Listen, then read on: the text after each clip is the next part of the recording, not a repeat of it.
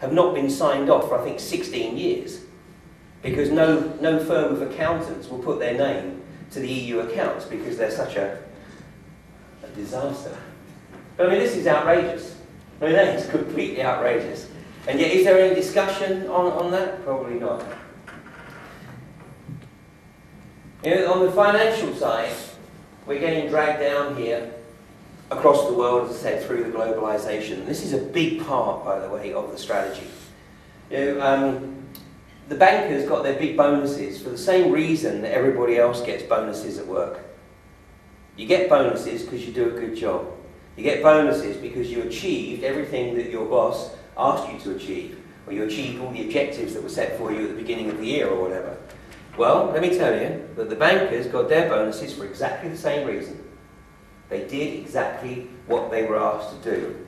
You know, now, on what basis do I make that statement? Well, the fact that I and many other researchers and commentators saw it coming. Now, I probably wouldn't be quite so bold in making that statement if I hadn't actually recorded one of my presentations in the middle of 2007, 1 month before Northern Rock, which was the first bank to crash in the West, 1 month before Northern Rock crashed. And I spelled out exactly what was going to happen. And I had already put my house on the market at that time. I put my house on the market about 3 months before I recorded that presentation. And when the estate agent came round to look at the house, I lived in this big old converted barn in South Devon. And he was a real pompous git. You know? He walked in and he said, "So why do you want to sell this beautiful house?" And I had a sort of a bad attack of honesty. And I said, "Because the market's going to crash." And he said, "Oh, don't be silly, that's not going to happen."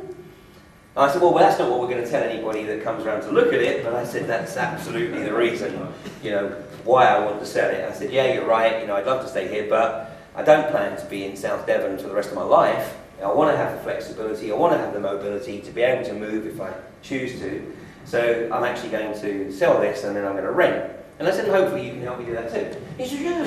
Anyway, I thought we'd missed the opportunity because the beginning of October we hadn't sold the house, and I said to my wife, you know, we might have missed the window. We might actually have to ride out this storm.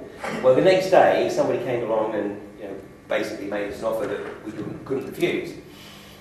So we sold the house, and then just after Christmas this year, so this is now sort of 13, 14 months later, I ran into this same estate agent, and he said, "Oh, hello," he said, "you were absolutely right, weren't you? You sold your house just in time.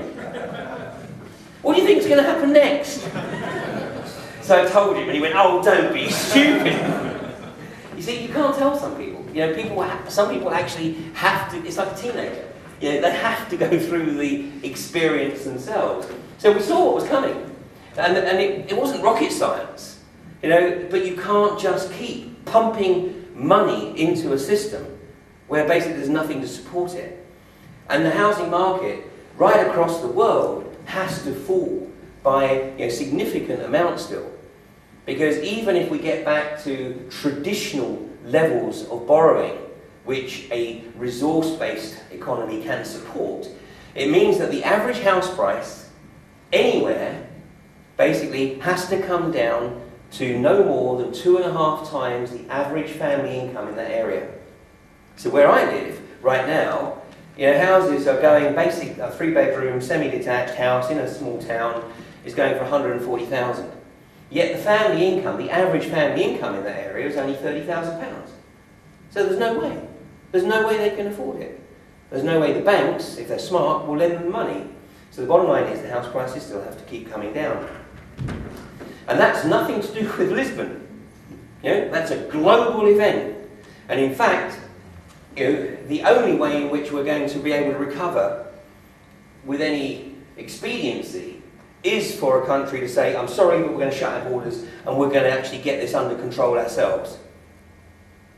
And it's when countries realise that they need to take that course of action, then we might start to see some recovery. Until that time, unfortunately, we've got a long, long way to go. Now, this is a photograph that appeared right throughout the media. I think there's one more of that maybe. In the aftermath of the crash, right through from September 2007 and 8 with the crash of Lehman Brothers. People carrying these boxes with Iron Mountain on. Now, I'm a great believer that sometimes pictures or statements in the media are used to get information out to the inner sanctum as to what script we're working on right now. And I would encourage you to go download, because you can get the PDF version of it, the report from Iron Mountain. It's a document that was produced it became public in 1967, and it was from allegedly a right-wing think tank that met in the early 1960s in the immediate aftermath of the Cuban Missile Crisis. And one of the people who sat on that committee felt that the outcome of those discussions needed to be made public, and it was produced as a report in 1967. Now, it's dismissed by a lot of people as forgery, but if that's the case, Zbigniew Brzezinski, when he wrote his book in 1969, published in 1970, called Between Two Ages, the Technotronic Era, drew very, very heavily from that report.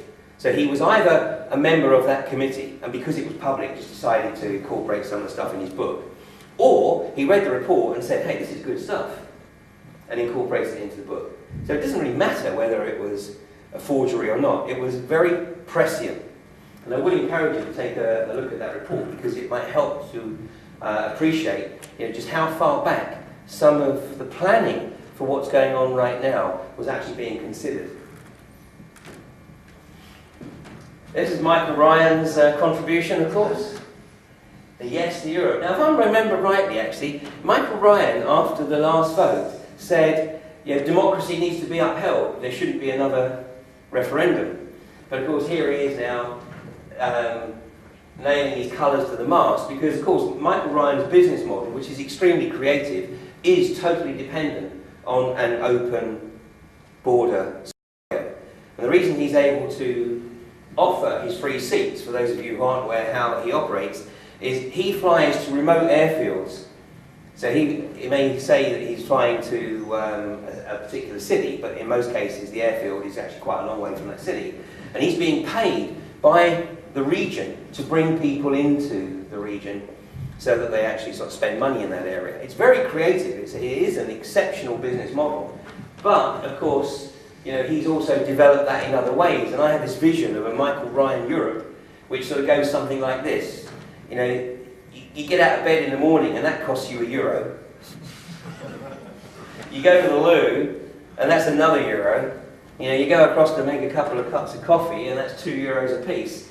And at the end of the week, you get this bill from Michael Ryan. So I'm not sure that's the type of Europe we want to look to. This, of course, is a very interesting article, because my information, until I saw this in the media, and this was actually Tuesday, I think. Yeah, it was yesterday. But my information was that the feedback I was getting from Ireland was that the priesthood was actually openly canvassing for a yes vote. And, that was coming back from people who had attended their Sunday services. They're double dealers. Say again? They're double dealers. They're double dealers, they're quite possibly. Well, this was a very interesting article, because the headline was, "Blow to yes bid as church refuses to take sides." But in the article, the guy who was being interviewed, the representative of the church, made the comment, he said, "I can't understand why anybody would want to vote no anyway." So much for sitting on the fence. So here we are, 5 minutes to midnight. It really is probably one of the most significant points in the history of democracy, and I'll use the term somewhat loosely. But we are going to see change that is way beyond most people's bounds of perception or comprehension if there is a yes vote on Friday week. And let me show you what's going on a global basis here, because you will start to see the dots all coming together. This is what Europe looked like after the Second World War.